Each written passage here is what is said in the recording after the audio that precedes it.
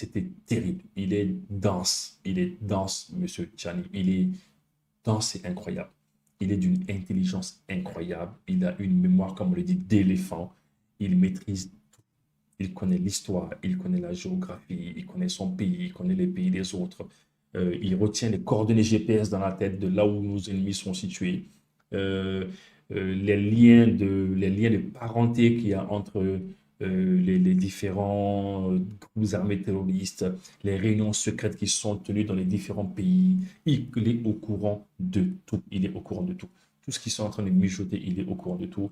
Et franchement, il l'a prouvé une fois de plus, hein. Mais franchement, il donne des détails. Par exemple, pour le cas de la Côte d'Ivoire, franchement, il a donné de ces détails. C'est terrible. Pour le cas du Bénin, il a donné des détails. Pour le cas du Nigeria, des détails.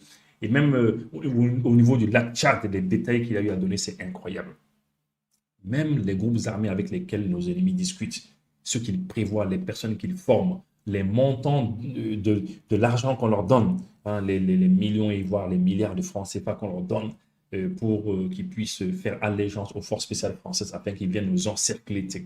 Partout où ils sont, il a des renseignements. Ceux qui ont quitté Tezawaten, là où ils doivent faire jonction avec les autres, il a toutes les informations, M. Abdourahmane Chani.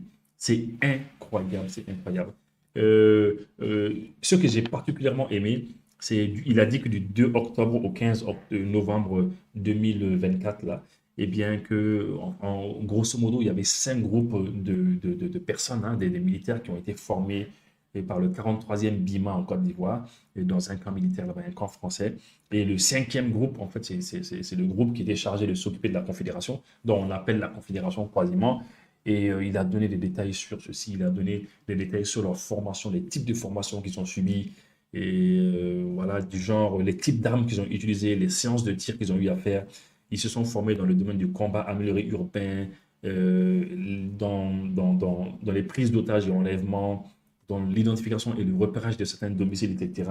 Et les instructeurs qu'ils ont formés, ils ont donné des détails sur les instructeurs. Il a même précisé 11 instructeurs, leur nationalité, d'où ils viennent, etc. Non, franchement, il y a ces détails que M. Abdourahmane Chani a donnés. Ça ne peut pas être des mensonges. Il a donné de ces détails, c'est incroyable. Franchement, avec des gens comme ça à la tête de l'AUS, franchement, l'AUS est sauvé, quoi.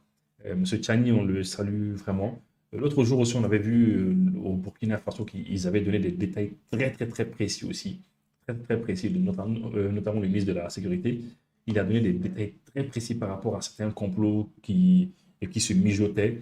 Et franchement, on a vu que l'AES, ils ont des renseignements. Au Mali aussi, on leur tire le chapeau aussi, hein.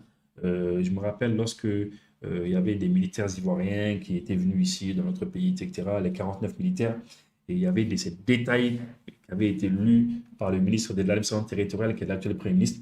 Il avait donné des détails par rapport à ce qu'ils faisaient, ce qu'ils disaient, les types d'armes qu'ils avaient. Vous savez, il y a ces détails qu'on donne, quand on arrive à les donner, ça ne peut pas être des mensonges. Et franchement, Abdourahmane Chani, le président du Niger, franchement, on lui tire le chapeau. Il est d'une intelligence extraordinaire, un surdoué. Et avec tout ça, il y a certaines personnes qui vont dire que les militaires valent moins que les civils. Non, ça me fait vraiment rire lorsqu'on me dit cela. Hein? Ce monsieur, il a marché des centaines, voire des milliers de kilomètres à pied en 2016, comme il a indiqué dans sa vidéo, dans toutes ces zones qu'il a eu à indiquer à pied. Hein, il a fait cela. Et donc, il connaît bien les zones. Et franchement, puisse Allah nous guider, puisse Allah nous aider dans ce combat, nous qui sommes dans la l'AES.